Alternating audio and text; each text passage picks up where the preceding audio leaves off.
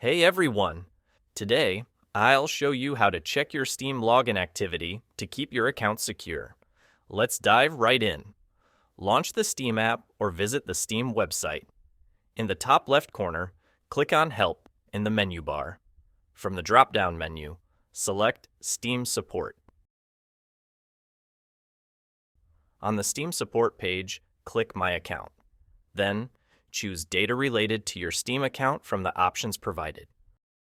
Scroll down a bit, and you'll see an option labeled Recent Login History. Click on it, and your entire login activity will appear. When you click on Recent Login History, Steam will ask you to enter your password for verification before showing your login details.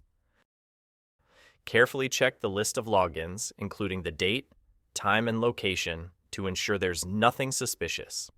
Pro tip: if you notice any unauthorized access, change your password immediately and make sure Steam Guard is enabled for extra security. And that's how you can check your Steam login activity in just a few simple steps. Thanks for watching. If this video helped you, please like and subscribe. See you next time.